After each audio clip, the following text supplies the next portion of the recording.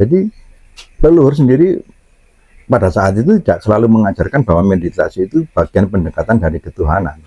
Tapi itu adalah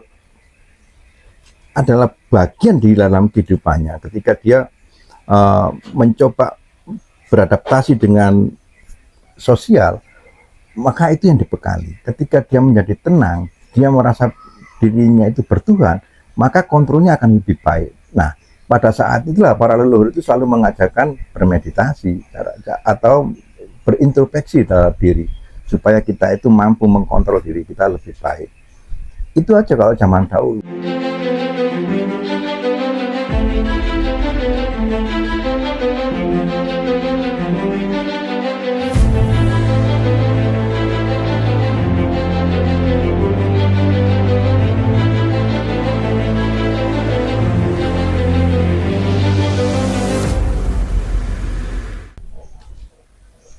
Ngomong-ngomong soal meditasi di obrolan kita sebelumnya, Pak Wisnu, pentingkah seseorang itu bermeditasi, Pak? Ya, jawabannya singkat, penting. Sama di unsur manapun sama, ada yang bertafakur, itu juga sama dengan bermeditasi.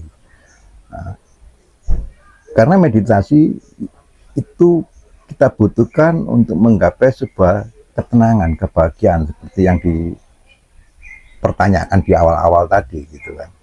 Nah, ini penting. Jadi sejauh manakah kepentingan meditasi? Sejauh kesadaran seseorang menyadari kondisinya, maka dia akan membutuhkan pertama adalah meditasi, pendekatan terhadap sang Khalik. Nah, sebenarnya meditasi ini kan banyak dipertanyakan juga oleh beberapa kalangan. Jadi terutama juga orang yang memiliki sebuah pegangan agama gitu, Pak. Ya.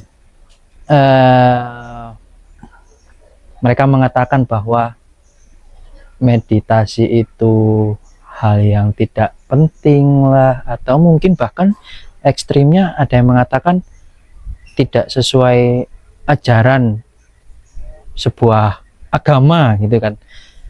Nah, menurut panjenengan itu seperti apa kalau menanggapi hal seperti itu, Pak? Ya sebenarnya kembali lagi tergantung makam seseorang atau SDM seorang itu sendiri gitu loh. Makanya kalau setiap orang itu mampu menyadari kehidupannya, kemudian dia merasa kehidupannya itu mengalami suatu proses, maka pada suatu saat manusia akan mencapai pada tataran berketuhanan. Nah, di dalam mencapai tataran berketuhanan itu untuk disadarinya secara jauh ke dalam, tidak hanya berdasarkan logika atau akal saja. Kalau saudara akal saja, logika ya ketika aturan-aturan itu terpenuhi dia menganggap sudah selesai, padahal tidak seperti itu. Nah, jauh dari dalam itu atau makna di situ itu meditasi mampu menunjang, mampu memberikan atau menyerap hal-hal yang bersifat negatif supaya menjadi lebih positif, yang mampu mencerahkan di dalam diri kita dan pemikiran kita menjadi manusia yang lebih berguna, tenang dalam berpikir, tenang dalam bersikap, tenang dalam bersosialisasi. Kalau gitu, sebenarnya apakah itu memang hasil yang diharapkan dari seorang pelaku meditasi, Pak? Jadi kok saya juga menemukan orang-orang itu, mungkin ya ini yang menjadi penggiringan opini masyarakat atau publik bahwa meditasi itu arahnya ke hal-hal yang nyun sewu, klinik misalnya, atau hal yang sifatnya mistik misalnya. Nah, ini kan berbanding terbalik dengan penjelasan panjenengan. Semua ajaran itu pasti bersifat klinik kalau di konsep sesungguhnya gitu loh. Semua ajaran baik dari Buddha itu sama saja karena sesuatu yang tidak kita ketahui gitu loh. Tetapi ini kan perlu dasar yang kuat di dalam jiwa kita. Seorang yang bermeditasi itu yang dibutuhkan ya bukan hanya sekedar pendekatan terhadap Tuhannya atau mencoba mengenal dirinya, tapi yang terpenting adalah dia bisa mengontrol dirinya. Jadi dia mampu merefleksikan dirinya di dalam kehidupan sehari-hari. Nah, ini kan perlu perlu kontrol terhadap diri, supaya kontrol ini akan mampu membuahkan hasil yang lebih baik di dalam kehidupan. Nah, kontrol terhadap diri ini kan perlu perenungan, dan ini sudah bisa dikatakan meditasi. Jadi tidak meditasi itu hanya berurusan dengan hubungan yang ke atas, di dalam kehidupan sehari-hari yang bertingkat di dalam sosial ini bisa dikatakan itu bermeditasi. Oke, kalau begitu apakah seseorang yang bermeditasi dengan tujuan yang tidak berhubungan dengan vertikal dirinya dengan sang pencipta, atau mungkin yang tidak menghasilkan sesuatu hal yang sifatnya adalah ketenangan dalam batinnya, mungkin dia mengarahkannya adalah untuk mencari sesuatu hal unsur lain, misalnya sesuatu hal yang sifatnya goib, apakah itu disebut salah arah? Maksudnya salah arah? Iya, Ketika dia tidak memberikan dampak yang sifatnya lebih ya, positif. banyak orang yang bermeditasi itu acuannya menjadi salah kaprah banyak hal, tapi ya itulah manusia, itu satu konsep berkah yang diberikan oleh Allah, bahwa manusia itu berbagai macam gitu loh. Itu maha besar Allah itu pun begitu. Jadi tidak ada sesuatu yang menyamai. Jadi perbedaan sudut pandang di dalam meditasi sendiri itu atau menghasilkan apa, itu suatu kekomplekan yang sangat sangat membahagiakan, itu anugerah yang besar gitu. Jadi tergantung orang itu dan kapasitasnya di situ. Saya contohkan seorang anak SD atau orang yang baru berusia 7 tahun, ya dia tidak akan mengenal meditasi, tapi dia bisa merasakan ketenangan di dalam dirinya. Ketika dia berangsur-angsur dewasa, di dalam ketenangan itu akan berkembang lebih jauh, maka dia akan mempunyai potensi-potensi yang lebih baik untuk bermeditasi atau dalam pengenalan spiritualnya akan menjadi lebih baik. Tetapi belum tentu juga anak yang sama itu melakukan hal yang sama atau mendapatkan hal yang sama.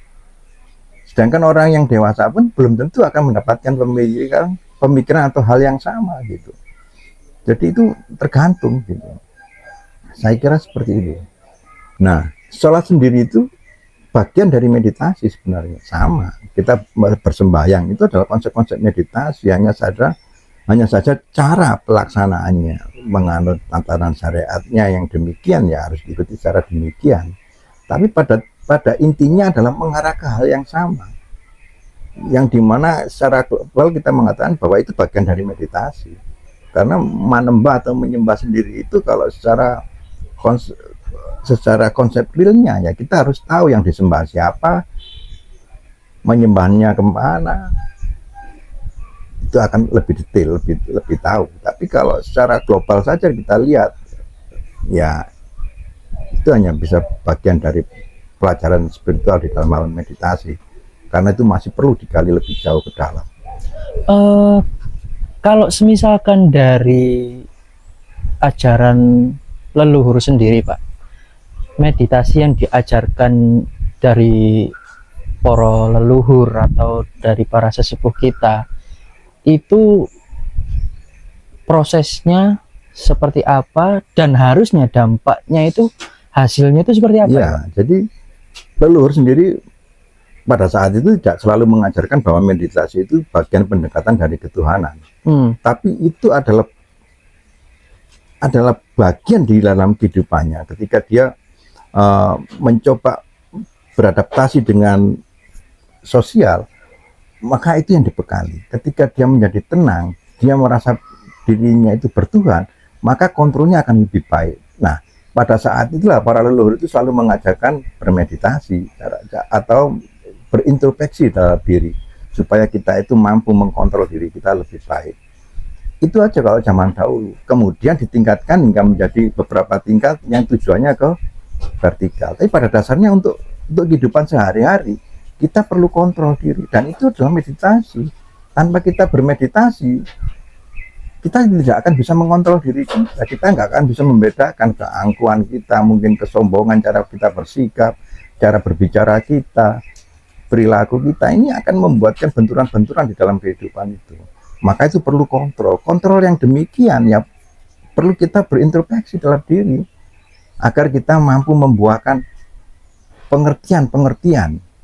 Seperti misalkan kalau kita nggak ingin dicubit, ya jangan mencubit, kan begitu. Itu bagian proses yang mungkin tanpa kita sadari sudah berjalan. Tapi ketika kita diluaskan dalam pengertian itu, ketika kita menyadari bahwa sesuatu yang kita lakukan yang buruk terhadap seseorang pasti akan kembali kepada diri kita, kembali ke diri kita, atau bahwa hal itu tidak baik, kenapa kita harus melakukan? Karena dampaknya juga tidak baik, tidak menyenangkan, begitu. Jadi perlu kontrol-kontrol, itulah yang disebut meditasi atau bertafakur. Nah, ya. Lalu Pak, jadi kalau ya berarti kan tanpa orang sadari, ketika dia dalam proses perenungan atau mungkin lagi introspeksi ya, tanpa disadari dia sebenarnya sudah melakukan meditasi. Ya, ya. Betul. Nah, lalu kalau semisalkan, apakah ya dikatakan sah-sah saja Pak? Jadi kalau orang yang meditasi mungkin yang sifatnya dia mencari ya, ada banyak cara gitu dan ya enggak apa-apa, itu enggak masalah. Itu enggak masalah juga. Masalah tapi juga. Apakah tidak harus sesuatu yang harus menuju ke sana, mengkerucut begini dan begitu? Artinya tidak ada pakem yang ada, kalau ke sana ada pakemnya. Itu banyak hal. Kalau ini nanti saya terangkan sangat luas, panjang. Nah, ini menarik, mungkin bisa dijadikan konten terpisah nih Pak. Nanti panjang karena itu mencakup ketuhanan kan itu.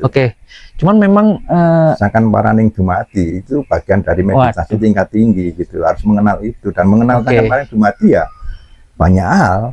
Ya kita harus mengenal pertama diri kita, dari mana asalnya, yaitu diri kita tidak hanya beberapa jiwa aja, mungkin dari daging kita, darah kita, tulang-tulang kita, ini yang perlu kita pahami dulu asalnya dari mana. Tidak cukup sekedar mungkin dari orang tua kita kemudian membuahkan hasil kita, tidak seperti itu. Nah, baru setelah kita mengenal itu, kita akan mencoba mengenal yang lebih ke dalam gitu, lebih tinggi. Artinya oke, saya paham Pak. Jadi ya pakem itu tetap ada yang diberikan oleh leluhur, tapi ketika seseorang itu melakukan pengembangan dalam proses meditasi itu ya tetap menjadi sah-sah aja gitu ya Pak. Iya, berarti sesuatu yang berbentuk sosial atau berbadania, gimana kehidupan sehari kita ini selalu bersenggolan ya, artinya badan mata kita atau raga kita terhadap sesuatu yang lain, ini perlu kontrol di dalam diri kita. Karena kita berhubungan dengan banyak manusia, ini tingkat sosial ini yang harus kita jaga supaya apa? Tidak berbenturan. Makanya aturan agama itu di dalam pembentukan akhlak itu supaya kita tidak saling menyakiti atau tidak saling merusak, justru harus saling menghargai dan menghormati gitu.